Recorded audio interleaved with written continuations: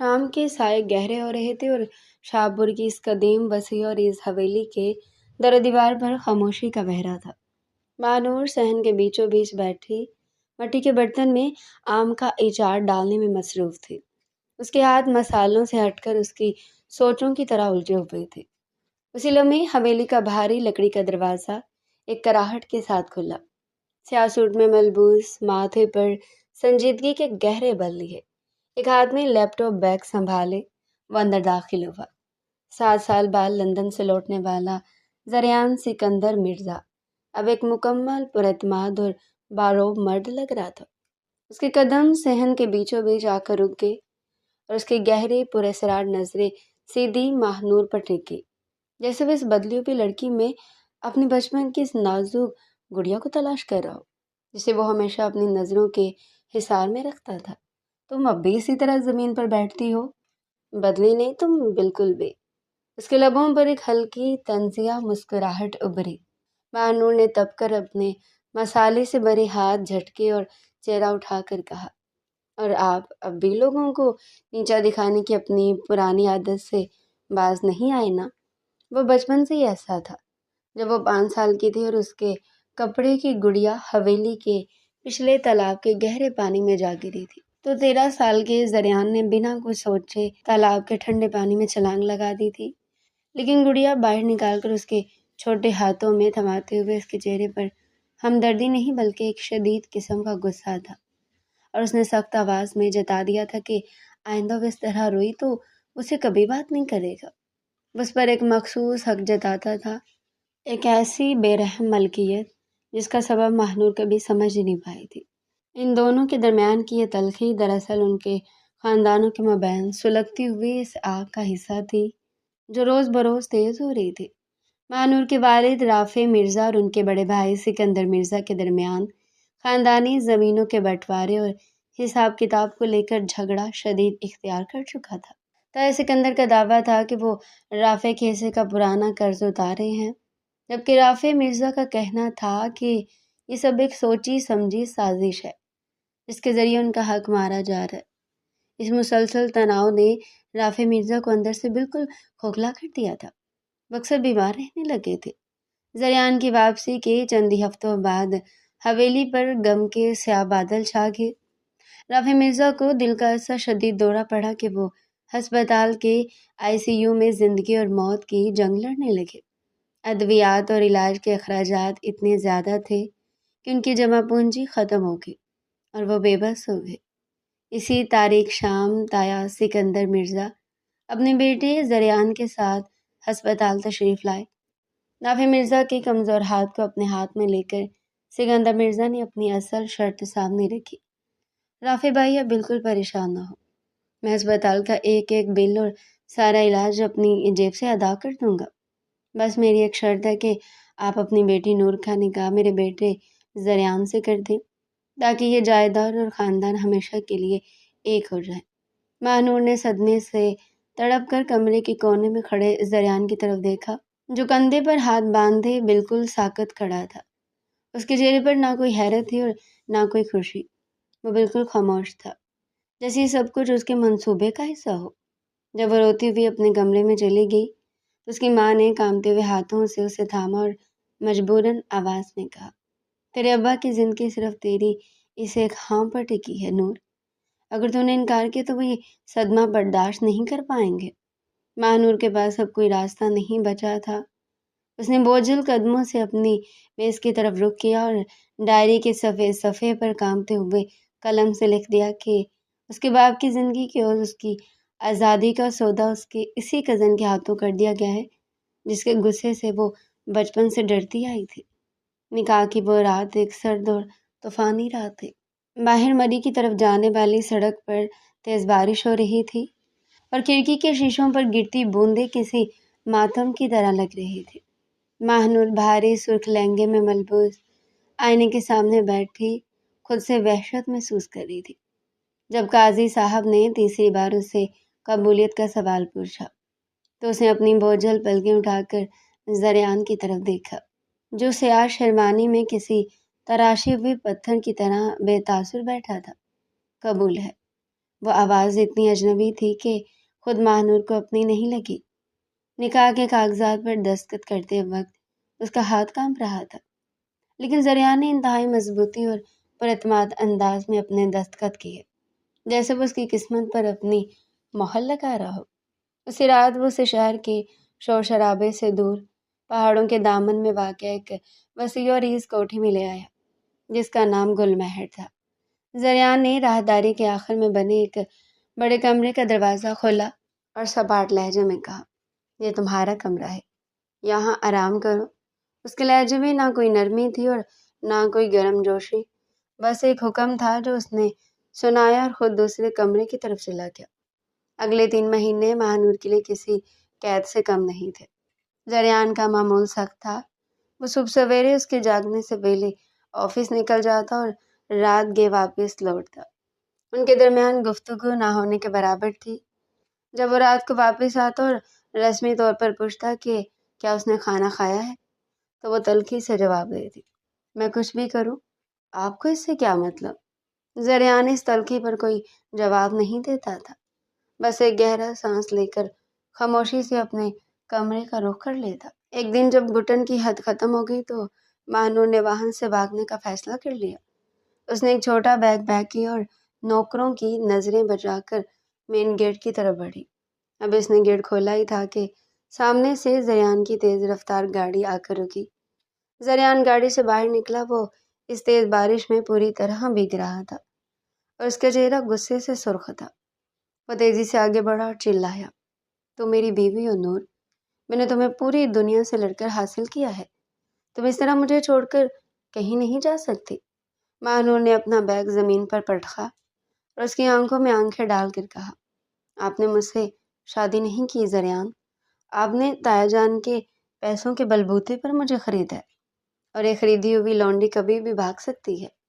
ان کڑوے الفاظ نے زریان کے غصے کو ایک گہرے دکھ میں بدل دیا۔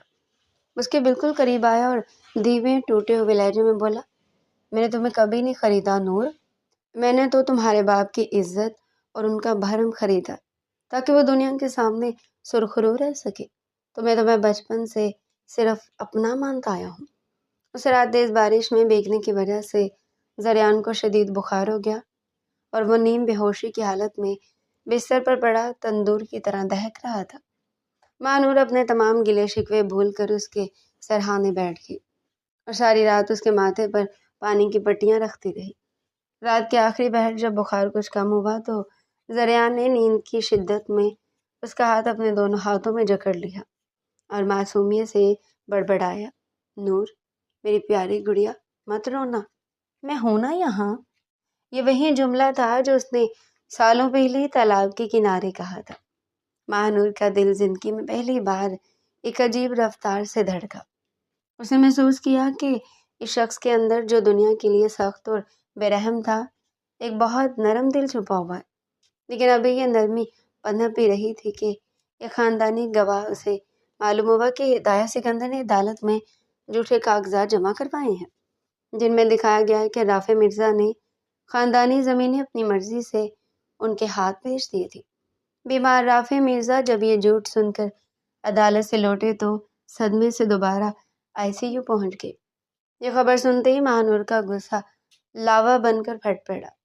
جب زریان شام کو گھر لوٹا تو اس نے آگے بڑھ کر اس کی شیروانی کا گریبان پکڑ لیا اور روتے ہوئے چلائی، تمہارے مکار خاندان نے مل کر میرے باپ کو مار ڈالا، تم سب کا قاتل ہو۔ زریان نے اپنا گریبان چھڑانے کی کوشش بھی نہیں کی، وہ بس خاموشی سے اس کی روتی ہوئی آنکھوں میں دیکھتا رہا۔ اگلے دن وہ صبح سویرے تمام اصل دستاویزات لے کر عدالت پہنچ گیا۔ اس نے وہاں جج کے سامنے اپنے سگے باپ کے خلاف گواہی دی اور ثابت کیا کہ رافع مرزا بے قصور ہے اور ان کے دستخط جعلی تھے۔ یہی نہیں بلکہ اس نے قانونی طور پر اپنی جائیداد کا آدھا حصہ اسی وقت اپنے تایا رافع مرزا کے نام منتقل کر دیا تاکہ ان کا سارا نقصان پورا ہو سکے۔ جب وہ تھکا ہارا گل مہر کوٹھی واپس آیا تو لاؤنج میں ماہنور کا بیگ تیار رکھا تھا۔ اس نے سرد لہجے میں کہا، اب تمہارا قرض اتر چکا ہے، مجھے زبردستی کے رشتے سے آزاد کر دو۔ زریان مرزا، جس کے روب کے سامنے بڑے بڑے کاروباری کامتے تھے، انتہائی عاجزی سے ماہنور کے سامنے اپنے گھٹنوں کے بل بیٹھ گیا اور اس کی آنکھوں سے پہلی بار آنسو ٹپک پڑے۔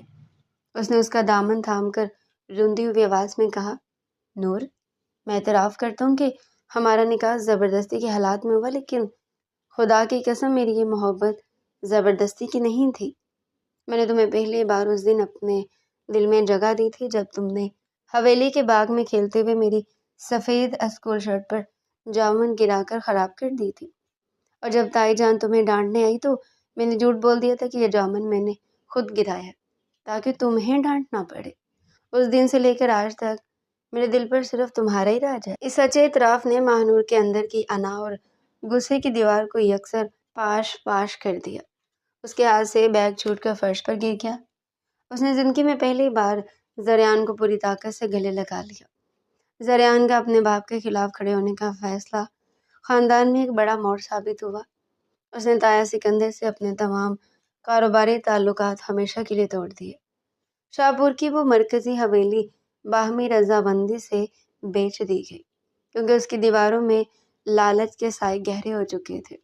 تایا اور تائی جان شہر کے ایک دور دراز کونے میں چھوٹے سے گھر میں گوشہ نشین ہو گئی، جبکہ رافع مرزا کی جائیداد اور عزت واپس ملنے پر ان کی صحت بحال ہوگی اور وہ پرسکون زندگی گزارنے لگی۔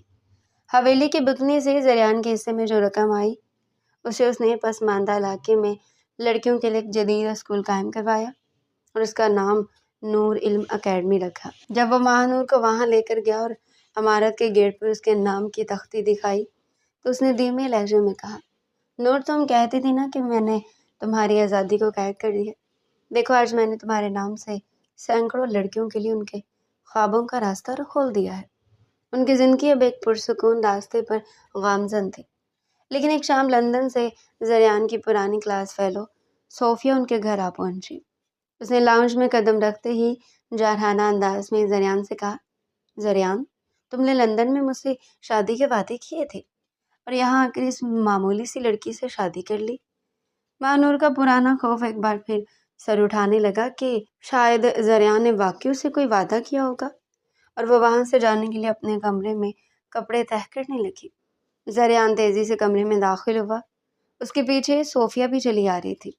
زریان نے ماہنور کے ہاتھ سے کپڑا چھینا، اس کا ہاتھ مضبوطی سے اپنے ہاتھ میں لیا اور صوفیہ کی آنکھوں میں دیکھ کر واشگاف لہجے میں کہا، صوفیہ، تم بہت بڑی غلط فہمی کا شکار ہو۔